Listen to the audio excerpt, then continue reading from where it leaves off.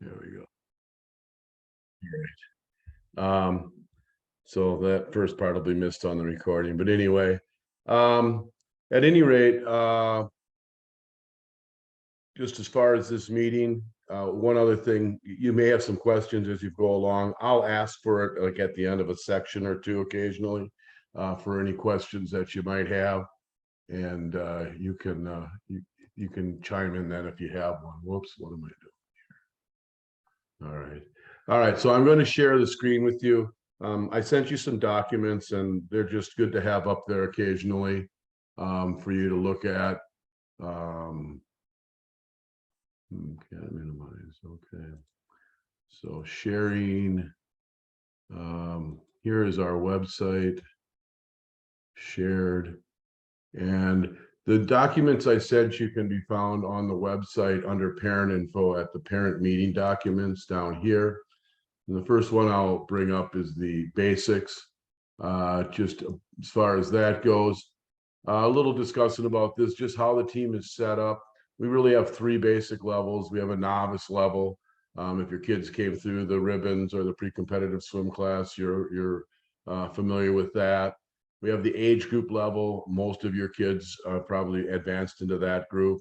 And then we have the senior level. The age group level is generally 12 and unders, although we do have 13 and 14 and even 15-year-olds in that group, that are early in their development, and that's the best place for them. And then the senior program is generally 13 and over swimmers. So just a little bit idea when we talk about each levels of the program. Our calendar year is broken up into two seasons. We have what we call the short course season, and that runs from September through February or March. That's the season that you are registered for right now. Even though the schedule only goes through the middle of November, there'll be the schedule from November through March or February will be posted a little bit later on, when we get more information on the high school's use of the pools. It's called short course because all our championship meets are done in a 25-yard pool. So it's called the short course season. That's a pool like Arrowhead or Hartford, 25 yards long. And then we generally take some weeks off. And then in April, we start what we call our long course season. And that goes from April to July or August. And it's called long course because the championship meets are done in a 50-meter pool, which is an Olympic size pool. The Hartford outdoor pool would be an example of that. And there are a few indoor 50-meter pools around. And then the other thing I have on this handout, this basics, and it's the family service requirements. And sometimes there's some confusion over exactly which requirements am I meeting throughout the season. We have two programs, and I'll go into a little more detail on these when we get to that part of the presentation. But the seasonal service program, you paid either $50 or $100 at the beginning of the season. And you will have an opportunity to earn points performing seasonal service. If you are age group silver or lower, you paid $50 and you're asked to earn 15 points. If you are in what age group gold or higher, then you paid $100 and we're asking you to serve to earn 45 points worth of service to get your $100 credited back to you. If you choose not to, that's fine, but you will have some opportunities. In the case of this meeting, and I'll mention it again here, but in the case of this meeting, you will get 15 service points for this meeting, just for attending it, which for most of the people here will satisfy their seasonal service requirement for this season. I mentioned it at the beginning before we started, but if you could make sure that your child's name is put into the chat for me, so at the end I can take attendance and make sure that everybody is properly credited for attendance at this meeting. I'll go into the details about the seasonal service program, but that's kind of a quick outline for it. And then we have the meet service program, and just understand these are completely separate. And throughout the course of the year, we run about 12 to 15 meets of different sizes and varieties. And obviously, to run those meets, we need the help of our families. Some of the meets are mandatory service meets where all families must contribute some workers for them, and then other meets are participation service meets, which only the people that are attending that meet are required to work. And I'll get into a little more detail on that when we get through that, get to that. But understand that really our main fundraising are meets. We do run some small fundraisers throughout the year, which are completely voluntary. But our main fundraising comes from meets, and obviously we also collect money for fees and things like that. But so it's really important that, like these mandatory meets where you may not have a child swimming in the meet, but we still are going to maybe make $50,000 on the meet, and that money is spread throughout the program and benefits everyone on the team, and that's why we've made that requirement. So that's just a little bit about the structure of the team and a little bit about our service programs. So let's get back to the main page here just while I talk. Actually, I can stop sharing for a few minutes, I think. How do I do that? Stop share. There we go. And then I'll share a little bit more. All right. So what are the family responsibilities, or what do we ask for from our parents to be a part of this team? One is support your swimmer, and that means get them to and from practices. It means pay your fees in a timely manner, and it means support the coaching staff and their objectives and coaching philosophy. And if you ever have any questions about that, you certainly should feel free to talk to your swimmer's coach. If you're not satisfied with their explanation of exactly why we're doing what we're doing, certainly you should feel free to reach out to me at any time as well. We ask that you keep up on communication. We send out a weekly email called the E-Splash. Generally, it goes out on Thursday, and that's because we are preparing you for the weekend's meets often in that. But please take the time to look through at least that. It usually touches on everything that needs to get done or everything that you need to know throughout each week or as the season progresses. We've got a website, and I'll give you a little bit of a tour of that. It's just been upgraded. If you've been on it before, you can see it looks a little different. We're learning a little bit about it, and I'll teach you. But access that, and please poke around in that, and you'll have to use that for a lot of the functions for the team. I'm in the office generally 8 in the morning till about 2 or 3 in the afternoon. So you can phone me, you can set up a meeting with me or an appointment. So that's another resource for you. And then emailing us at any time. If you email your coach or myself, we'll answer you. Our standard is to do that within 24 to 36 hours. So we try to get back to you pretty quickly on anything that you send to us. And then one other resource for you, like I said, our new parent support mentors, and we've got members of the new parent committee. Also, we've kind of divided up. So if you have some questions about the senior or junior program, Kimberly Cups would be the person. And I'll show you where those are all in a minute here. Email addresses and phone numbers. Jan Hoppel is a Hartford parent, and he'll handle any questions for all of the Hartford parents. And then Brian Newman will handle questions for any of the age group gold, silver, bronze, Super 8 people. So these are people you can reach out to.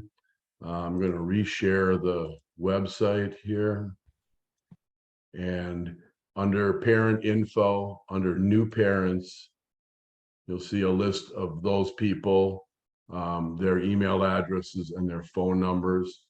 I'm the contact for any questions regarding volunteering or anything regarding billing or policy questions. And then also on this page is a nice frequently asked questions section. I'm not going to go through all this, but I recommend you do. at some point. You may find a question that you have in here, and there should be an answer for it in there. So that's another resource for you in regards to the being a new parent here. Just a little bit about equipment and apparel. So our equipment and apparel provider is a company called A3 Performance. They're out of Oconomowoc. We have a link on the bottom of our website to their online team store that is specific for us. One of the fees you paid at the beginning of the season was a $50 club membership fee, and that essentially buys you a team suit and cap. So if you click, you should get that ordered, or if you were at Hartford tonight, you may have been able to do a fitting up there and ordered it right there. And then we'll have a fitting on Friday, the 23rd at Arrowhead. There's a list of the requirements for each one of the groups as far as the equipment that we'd like the kids to have. And then there's a section here where you can order your the team suit that you purchased through your registration. Everybody gets one of these per year, and then you'll also get a team cap, and those can be picked up at the team office easily enough. And then down here, there's all the other products offered. The team equipment that we ask the kids to have is sold here. They'll usually ship directly to you. Sometimes if there's a group of people that order, they'll just bring it over to us and we'll distribute it. But make sure you get your kids the team equipment that's required for their group. The coaches do use it. And since, at least in the case of the Arrowhead group, we practice at 2 different facilities, you'll want to have that mesh bag to transport the equipment around and make sure they have it at every practice. It's pretty difficult to practice without the appropriate equipment. We just finished a personalized team cap order. We usually do that 2 to 3 times a year. My guess is we will have another one later this season. And those are the team caps that'll have the swimmers' names on them. So they're not available right now, but we may do an order later on. But they will definitely get a team cap with the without a name on, and then we have additional one of those that are ordered. And then we also do some spirit orders for spirit wear a couple times a season. T-shirts, sweatshirts, different kinds of shorts and pants and shirts, all kinds of stuff. And then we also do a parka, towels, and other things as well. Those you'll get notified via email when those are open, and then you can order that type of stuff for your kids at that point. All right, so that's a little bit about the equipment. We'll get back to, oh, here we go. No, wrong place. There we are. Back to the home page. The other thing I mentioned is paying your fees. Just so you know how that works. I'm going to go to my account here, and you have an account, and just exactly what I did, hit that little button and you can go to my account. You've got your team information there, your family information rather, and then your swimmers information is in the members section. You can set up payment. You have the option here of setting up a credit card, having a credit card on there that will be automatically billed at the beginning of each month. We invoice on the 1st of every month. So any charges that have built up throughout the course of the month will be charged at the beginning of the month. Sometime around the 26th or so, if you have an account balance, you'll get an email letting you know what that account balance is. If you choose not to set up a credit card, you can pay by check. Please do that before the 16th of the month. We do have a late charges that will be assessed after the 16th of the month. You can update your account information yourself, most of it. in here, as well as your members. So keep that up to date if anything changes throughout the course of your membership on the team. We'll talk a little bit more about, I guess, as far as the fees that are associated with the team. I already talked to you about the annual club membership. There's a swim training fee, and that depends on which group you are in.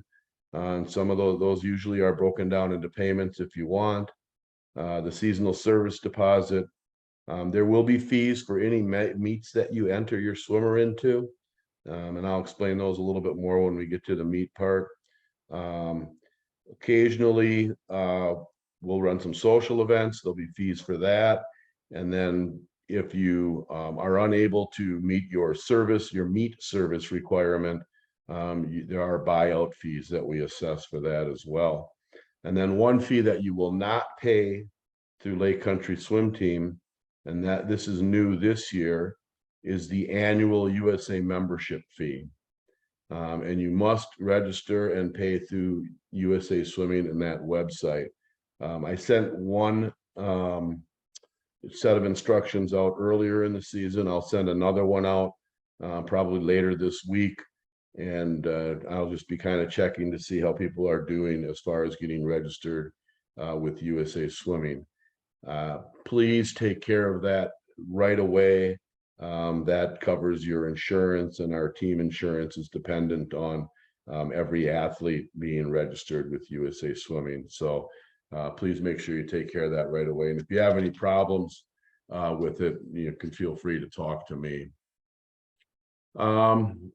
I guess I'll go into a little more detail about the seasonal, or about the service requirements now. Let's see, I'm going to go back to parent meeting. Seasonal service info. This is one of the sheets I sent out to you. Whoops.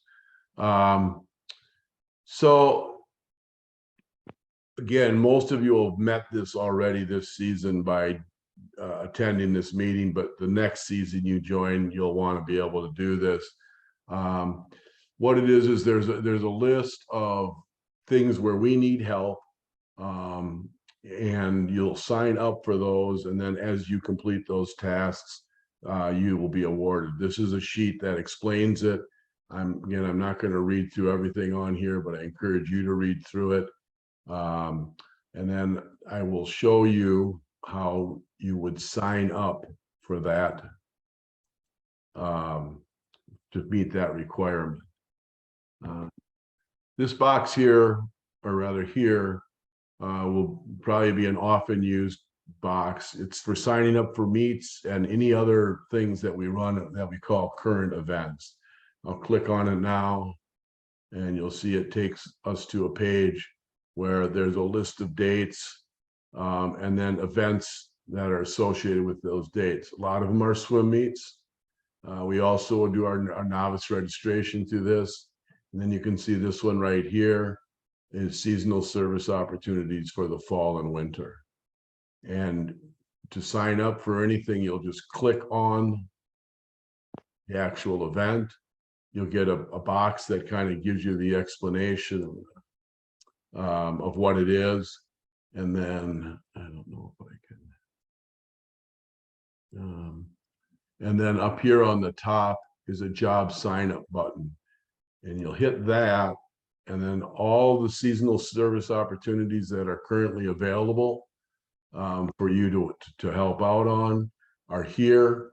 And then you'll simply click a box of a job. If you want to help at the Halloween party and earn 15 points, you would click there and then hit sign up. Don't really need to put anything there. You can put something if you want. And then you'll see that your name, my name in this case, is in that position for that. And then once the party was over, we would go through and we would award those 15 seasonal service points. I'm going to remove my sign up now, which is something you can change. You can always change, if you need to prior to it, something comes up and you can't help out anymore, and that's just fine. And that process is something that'll be familiar in some other areas as well. Let's see, let's just get to home. Oh no. Sorry. There we go. There we are. All right. So that's the seasonal service requirement. And again, that's a per season thing. And like I say, you probably don't have to worry about it this season. Then the other thing is our meat worker requirement. And I've got a couple of sheets on that I want to go over with you. Service info sheet here. So like I said, there are different types of meats, service meats, and the mandatory full team service meat. We have 2 of them this season. The board will establish a number of sessions that each family needs to contribute to. In this case, the 2 meets are the Western Great Lakes Open, November 18th through 20th of 2022. And then we are hosting the Senior Short Course State Championship meet in February of 2023. Now, both of those meets are at Brown Deer, so there is travel involved as well. Usually we're asking for 2 or 3 sessions. I believe both of these have traditionally been 2, but I can't promise that right now. A session is about a 4-hour shift, and that can be worked by 2 people at one time or 1 at a time, working 2 sessions, however your family wants to set it up. We do have buyout fees, and you can see they're fairly significant. That's because we really, really, really need the help. We don't really need the money as much as we need you there, but it's fairly punitive if you're not able to do it. And we do offer on mandatory meets other opportunities to work before the meet, and we try to work with you to make you be able to meet that requirement without having to pay the buyout. But there are some occasions where you just simply will have to do the buyout. And then there are some families that traditionally do the buyout.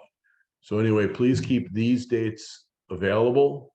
If they are not available right now, I would say reach out to me as early as possible, and we'll start looking for alternatives for you to meet that requirement during that meet. And then once again, you need to provide a worker regardless of whether your swimmer is in that meet. I doubt whether anyone who is at this meeting will have someone in the Senior Short Course State Championship meet this February. The Western Great Lakes Open is available for all of our families and all of our swimmers to compete in. So that'll be one where you may have a swimmer competing, but even if you don't, again, you'll have to meet that requirement. So those are the mandatory full team service meets for this season. The other one is our meets where if your swimmer is participating in them, we need you to work. And these are 2 of them are at Arrowhead High School, and they're coming up right away, October 7th and October 8th. I'll be talking more about this fall single age trophy challenge meet on the 8th, and showing you how to sign up and how to sign up for work there as well. And then we do have 1 participant meet in February that we do at Brown Deer as well at the Walter Schrader Aquatic Center. Once again, if your swimmer is in it, we need you to work. If you can't, there is always a buyout option. It's a little more difficult. There are some pre-meet work opportunities at these, but not as many as we have for the mandatory meets or the mandatory service meets. And then we have optional volunteer meets. These are meets where we just, like the Phoenix conference meets, if your kids were involved in that, we just kind of call on people to help out. If we don't get 27 volunteers, if that's what we're looking for, then we just can't run the meet. And then on this handout, and you can look over the rest, there's a little bit more, and it does go through the signing up process, which I'll show you when I go through meet entry in a little while. Let's see, go back here. This is the meet service agreement that you checked off on when you registered. It basically affirmed your willingness to meet these requirements. So it's just kind of a way to make sure that everybody understands that we're kind of serious about this, and we, will charge the buyouts if necessary. So I guess, are there any questions on the areas I've covered so far? The next thing I'll get into will be signing up for a meet and all of that stuff. But if there's any questions already, I would take those right now. If I can get this to, I'm going to stop the share for a minute. I don't see anybody with a question. Listen, if after the meeting you come up with some questions, please contact me, and I'll get that and I'll answer questions. There's a lot of information being put out right now. Okay, so the next area is meet participation. I'm going to reshare that website here again. Well, here first I'll share the meet schedule. This is the meet schedule that's posted on our website. If you do want to look through this to kind of plan your season, I think it's pretty easy to read. The dates are down the side on the left. The name of the meets are here. And then the groups are across the top. And if you look down in your child's group, if it's grayed out, then that's a meet your swimmer is not going to be competing in. If it's got an X in it or an explanation in it or verbiage in it, then that's a meet where we would like your swimmer to participate, or they're eligible to participate. Some of these meets are described as a must meet. And when we talk about a must meet, we're saying we want everybody in it, but we also understand that conflicts are there, and that's fine. There are some families, especially on the early developmental swimmers, where they don't go to as many meets. That's fine. I just will say this: meets are part of the development of a swimmer, a big part of it, and a lot of learning goes on there. So I do encourage you, even though they may be anxious and nervous about competing, I do encourage you to get them into meets as often as possible whenever you're available. We do have some championship meets. We certainly place a higher priority on attendance at those. There's kind of a general expectation that if your child qualifies for a state championship meet, that they participate in it. We place a lot of value on those. Just some other things about meet participation before I get into the sign up portion of it. I'm going to unshare this. There we go. Transportation is generally your responsibility to get the kids to and from meets. Only if we do a long distance travel meet, then we would either get a charter bus or take vans. But otherwise, you should count on getting your kids to and from the meets. You can obviously carpool with other families as well. That's fine. Our team uniform, we want the kids to wear our black team suit and their team cap anytime they're at a meet. And then again, with the apparel that's available online, we'd like them to, wear the team type of gear there as well at the meets. I think I went through the schedule a little bit already. So now I'll talk about the signing up for meets. Share that. So I'm going to now go back to the team website, and I showed you the current event and meet sign up box, and you go to that and scroll down, and let me just do this for signups.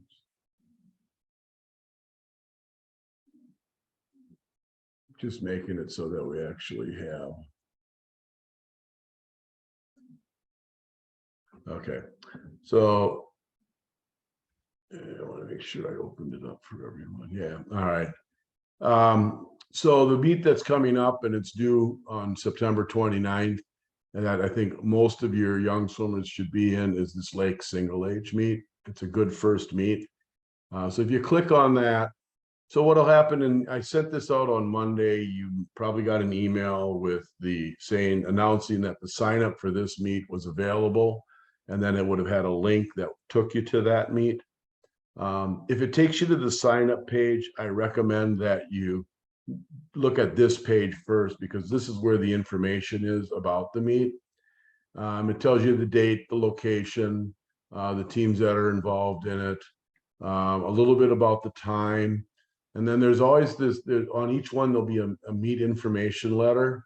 And it's really important to review this before you sign up. I'm going to click on it. And then we get a PDF of the information. And this is information we send to the other teams that are coming to the meet. A lot of the same stuff: date, location, some stuff about the pool and rules, and some legal stuff here about conduct and things like that.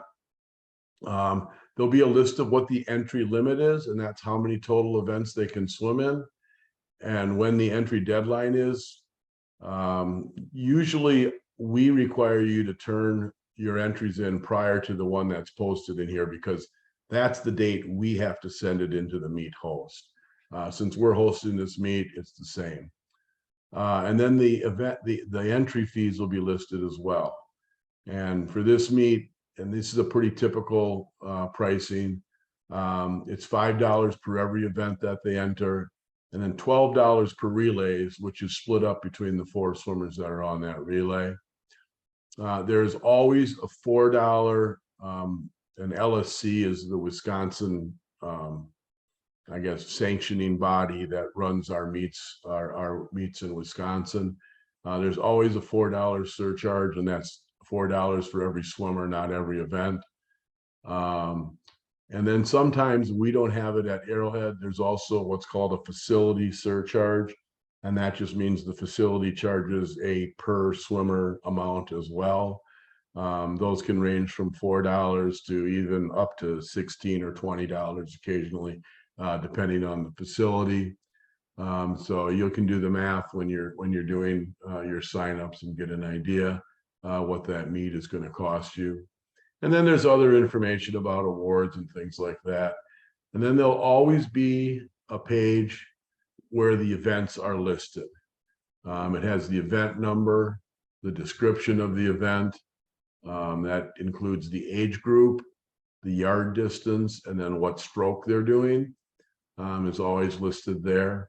And you can see this meet is 2 sessions. There's a morning session, and those are all swimmers will be 11 and over in that session, 11 years old or over. And then there's an afternoon session, and all the swimmers in that session will be 10 years or younger. Pretty typical division for meets like that. But you want to make sure that you're noting which session your child would be swimming in. So when you're deciding whether you're available for a meet or not, which session, which time.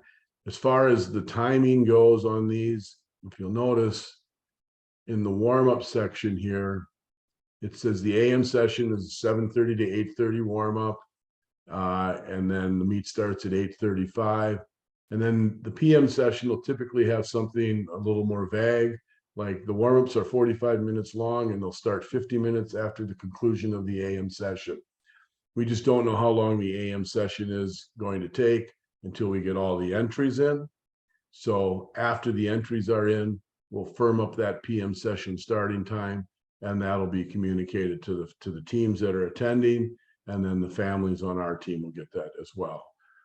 So you can count on a session typically running about 4 hours, maybe a little bit less. So like if this meet starts at 8:35, you can count on this starting at the warm-up starting at least by 12:30. In this case, I can tell you it's usually a little bit earlier. We don't hit the 4-hour number on that AM session typically. So you should read this information. And then there's also this page here. Please ignore that.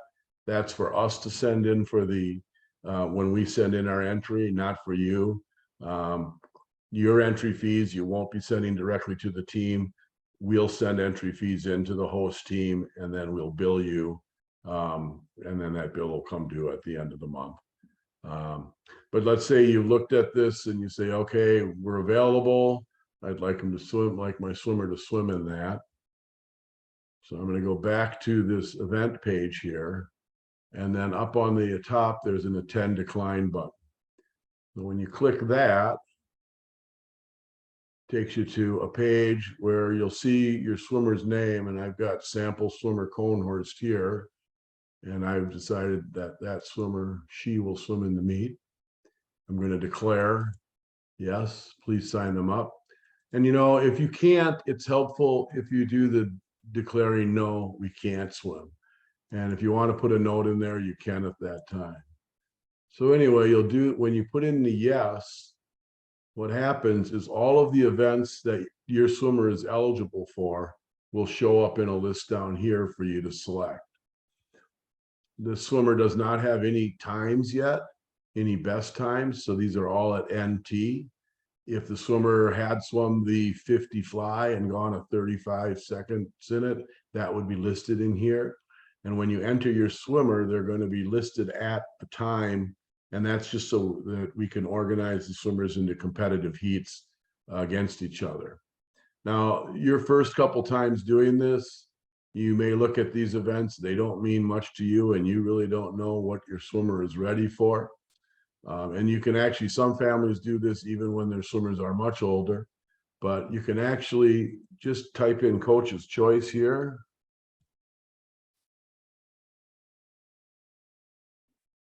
And don't select any events and hit this save changes button at the end. And then your swimmer's coach will choose the events that are appropriate for them. And I recommend you do that early on. Later on, you may have your swimmer may have some things they want to try or they prefer. I do recommend that you try to diversify the events that the kids swim as much as possible so that they can, get experience on all the different strokes and distances. Early on, choose the shorter distance races. They really haven't built up the skills or endurance for the longer ones yet. So let's say now I've got sample swimmer Conehorst. I'm going to do coach's choice. Let them make the selection. Actually, maybe I'll show you. I mean, really, this is what happens when you click them is you just get a yellowed in and they would show up. I'll unclick those because I'm going coach's choice. I'll hit save changes. And then you'll see in here now he's committed to the meet. Hasn't been approved by the coach yet, and that'll occur later on. But now, or she rather, is committed to the meet, and the coaches will choose their events. I am now going to go back. I don't know what the best way to get to this is. I'm just going to do it this way. I want to go back to that event because this is a home meet. We're hosting this meet. So I'm going to go back to Lake Single Age. And you notice on that meet, next to the edit commitment is a job sign up button. And when you click that, you're going to get that same type of page that I showed you in the seasonal service page. They're divided by sessions, so make sure that swimmer was 11 years old that I entered. Make sure you're signing up for the session that your child is in. Usually we try to have them, the AM ones are first and then the PM ones are second. Most of these jobs, if they don't say they require training, you get on the spot training and they're not difficult. If they are a job like the computer, for example, that requires training, if you're interested in becoming qualified to do that, you can sign up for the trainee position. And if you have experience doing the computer job at a swim meet, then you could sign up for that one. Most beginning workers typically track toward the timers, which are listed here. And actually we'll be adding more timers to this because we're past COVID limitations, but there usually are, there'll be 13 or 14 timer positions. But really any of these other positions, taking admissions, handing out awards to the kids, being a meet marshal, the positions we call runners, just it's taking the information from the timers to the computer. All they're very simple jobs. They keep you busy. And then whatever job you're doing, for example, concessions aren't in the pool, whatever job you are doing, you are able to watch your swimmer compete. So you'll be able to leave your position or some of the positions you're already in the pool area. but you'll be able to leave your position for the time while your swimmer is competing, so you won't miss their racing while you're doing one of the jobs here. And again, this meet is a participant, mandatory participant meet, which means because I signed up sample swimmer Cohnhorst in here, I'm required. I'll just say I like to do awards. It's great because the kids are always happy to get awards.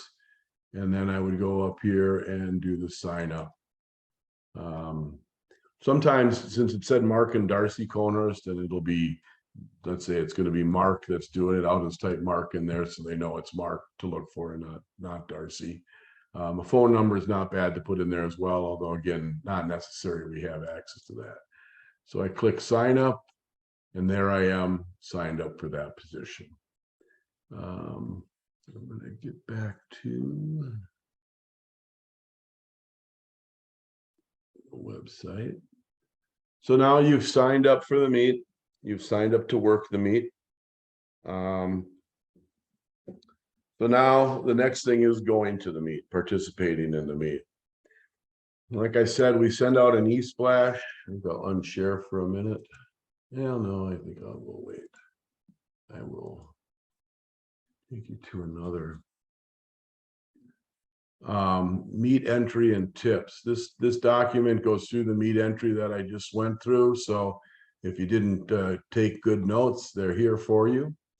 And then once you've done the entry prior to the deadline, the coach will approve those entries and we'll send them to the meet host, or we'll put them here, and then they'll collect all the entries from all the teams, and they'll be able to estimate the start time for that second session. They will post that on their website, and they'll email it to us as well. And we will distribute that information to all of you in that e-splash on the Thursday before. Often it's available on Tuesday or Wednesday at the host team website, but we wait till Thursday just so that we have all the information we need when we send that stuff out. So let's say it looks like that morning session is going to end at 11:30. The afternoon session will start at warm-ups will start at 11:30. So we'll let you know that it's 11:30 warm-up time. The meet will start at 12:20, and then it'll go for however long. And we're able to estimate the length of time of that as well. So now it's coming around. It's meet day. Just a couple hints for that. First of all, get to the meet 15 minutes before warm-ups. When we have a warm-up time listed, our expectation is that the kids are in their suits, caps, goggles, ready to warm up at that time. And a lot of times we're limited that's our only warm-up block of time, and the swimmer won't be able to warm up. And it's very, very important that they warm up, both from a physical standpoint, but also from becoming accustomed with a different accustomed to a different pool that they haven't been in before. So it's really important that they get there for warm up. So you'll arrive at the pool.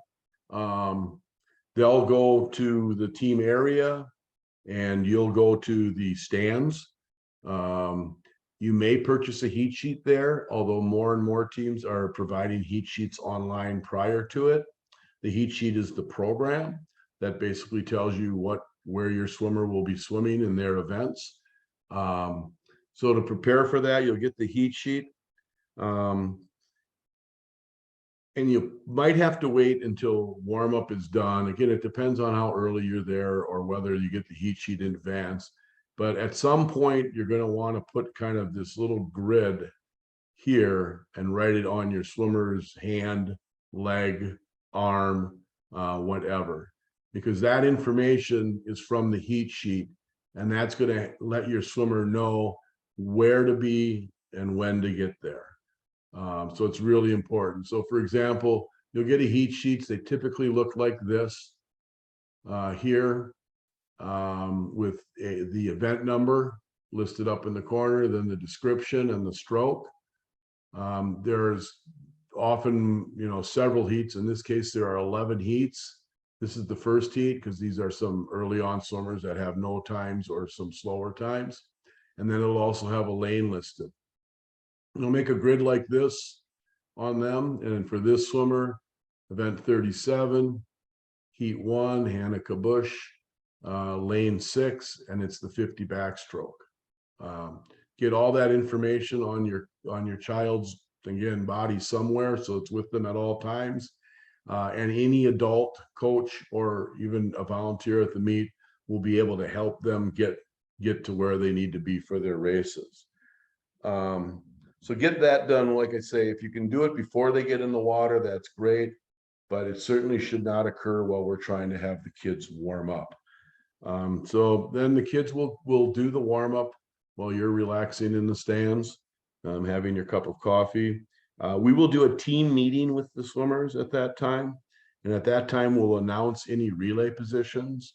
When you enter your swimmer, you won't enter them into any relay events. The coaches will enter the relay events based on the number of swimmers we have. And then we'll make the decisions on who swims what position on which relays. We typically announce them and post them at the meet during the team meeting. We'll also go through any other important information for the kids, get them a little bit psyched up and ready to swim, and again, answer any questions they have. So after that team meeting, there's typically a little bit of time that they can come and see you and visit with you. But we would like them to spend most of their time in the team area where the other swimmers are all. Now, sometimes that's right where the coaches are standing poolside. Sometimes it might be a little further away in a bleacher or some other section. But we do prefer that they stay in the team area. That's where they make their social connections with the other kids. Coaches, they're always there for the coaches to get if they need to, etc. So when and where to race. Some meets will have a clerk of course for 8 and under swimmers, but typically if you're 9 and over, you're responsible for showing up at the block on time. And the way it will usually work is the coach will, the swimmer will find the coach, or the coach will gather the swimmers that are swimming in an event to talk to them a few events before they swim. So for example, if they're swimming in event 37, we probably want to see them about event 35. And then they'll get some pre-race instructions and tips, and they'll go behind the blocks and they'll line up behind their lane. So Hannah would go and she'd line up behind lane 6, kind of pay attention to what's going on in the meet. The event numbers and heat numbers are usually on the scoreboard. And the coaches will help them find where that is, and then they just have to make sure they're in that line. And then they'll need to be listening to what the announcer is saying as far as what event and heat is swimming. And then there's always timers back there, adult timers behind the lane, generally there, so that they can ask for any help they need, so that they get up on the block. When the whistle blows, they'll get a 5 short whistles, which says pay attention. They'll get 1 whistle, which means step up on the block, and they're expected to step up on the block. Obviously, with young developmental swimmers, there's a little more tolerance for kids that are a little confused, and like I say, the timers should be available to help them get up there, so they're on the block at the right time. They'll swim their race. They'll finish. They'll hop out, and then we want them to go directly to the coach. After the race. They'll have a chance to come to you after the coach debriefs them a little bit and talks to them about their race. All this is covered in this document. I recommend you kind of read it. It might be a good guide throughout. And then they'll have some time between one race and the next race, and they can hang out with their friends. They can go to concessions with you or whatever they want. Now, you are allowed to leave the meet when your swimmer swims their last event. The only thing we ask is that if there's a relay that's going to occur after their last individual event, that they double check with the coach to make sure that they aren't needed on that relay event at the end of the meet. But once they're done with their last event, they don't have to stay around for the end of the meet. They're able to leave whenever they want to. Now, as far as results go, they'll be posted in the pool area somewhere, usually someplace where the parents can get a look at them. That's a hard copy posting. There is an app that you should get called Meet Mobile, and almost all meets report their results pretty much immediately to Meet Mobile. So you can follow along there. Sometimes Meet Mobile also has the heat sheet information in it as well. So this information that you would normally or often get in a piece of paper might be in that Meet Mobile app. So you definitely want to make sure you have that when you go to your first meet. As far as awards go, they usually awards through a certain place, ribbons, trophies, medals. A lot of teams right now will just bag all of the awards and give them to the coaches at the end of the meet, and then we're responsible for distributing them. Some meets, our meets, as one example, the kids are able to go and get their awards throughout the course of the meet whenever they want to. And then just a quick word there are quite a few technical rules on each one of the sports or each one of the strokes. And so kids will get disqualified if they break one of those technical rules. It means the time won't count, they won't get an award. We think of it as a learning experience, an opportunity for them to, to learn and not break the rule the next time. The less of a deal a parent makes of that, the better. The coaches won't make a big deal out of it. We'll just tell them what they need to do correctly next time and what they may have done wrong to get disqualified this side. But that's something not to really be worried too much about at a meet. They will happen throughout the beginning. And also just in regards to other things that can go wrong, kids will miss their event as well. They'll be standing behind the block, the whistles will go, the big whistle will go, and the coaches and the parents will all be yelling, Johnny, Johnny, get up, Johnny, get up. And they won't be paying any attention at all, and they'll miss their event. And usually that means they just missed their event. And there's really only if they're prevented by a timer or something like that from getting to the block. So that'll happen too occasionally out there. Again, that's a learning experience for the swimmer. Maybe they'll pay a little closer attention when they're behind the block next time. We look for really, as far as our expectations of the swimmers that meet, we're really focused on self-improvement. We give out best time buttons anytime a swimmer achieves a new best time, and that includes if they go from a no time to a time at all. We're really focused on that, not whether they take first, second, third, or 63rd in an event. Our focus is on self-improvement, and I think that should be the parents as well, looking for them to go faster and do better each time they're out there doing the racing.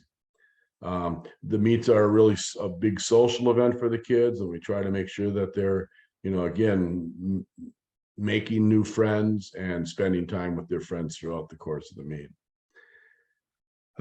Any questions about meets or any of the parents that are any of the board parents? If there's anything you think that I missed that's really important, I guess I will throw one more thing in there. At our first meet on October 8th, Sarah Remus has agreed to be kind of a resource there to answer questions during the heat of the moment while the meet's going on. So that'll really help if you have some questions once the meet gets started. But do you have any other questions, any questions or any comments from the board members? Boy, I must be doing really well. All right, so I'm going to go back to the website, and then I'm just going to show you a few things on there, and that'll probably be it then for the meeting. So let me get back to. There we go. So you may have noticed there's all of these areas. I'll just quickly go through them. Hosted meets. This is generally for the teams that are coming to our meets, but you can always look here, and there's always some good general information about the meet. And we'll post psych sheets and heat sheets and things like that on the hosted meet section. So these are the meets that are upcoming here.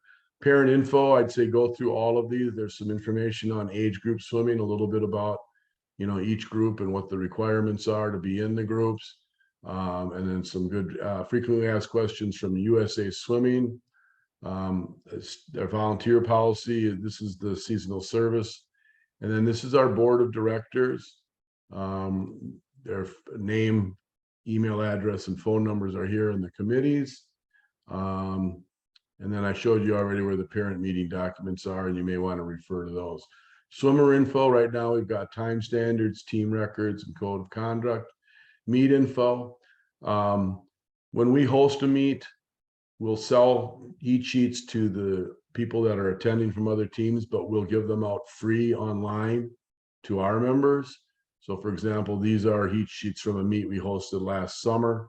So we'll post those on here. We'll also email them out. If you have been a part of our novice program, you're familiar with the Phoenix conference meets. We put the information for those on that as well. And then just if there's a travel meet we have. And then one thing, we did have some meet location links here. It looks like those didn't make the transfer into the new website. So that'll be something that'll get added. And then safe sport, really important. You know, everybody on our team agreed to this. This is minors, minor athletes abuse protection policy is what that is. And it's just United States Swimming is a part of a safe sport organization, just making sure that all of our athletes are kept safe. There's some information about that there.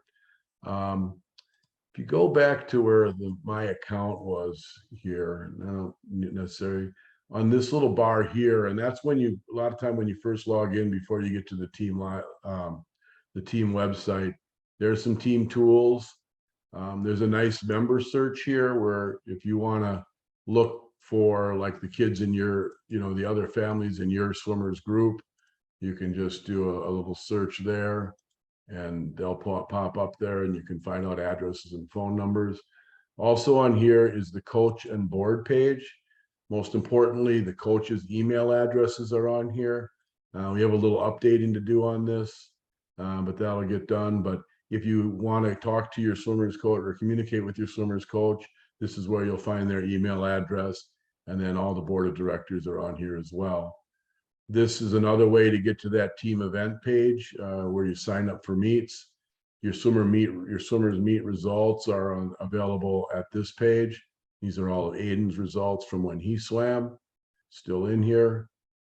These other things that has to do with running meets and we don't use it. Team resources, just this current season info page, and I would quickly show you that. That's where the schedule is. You can get to it from here, and that's where our practice schedule is.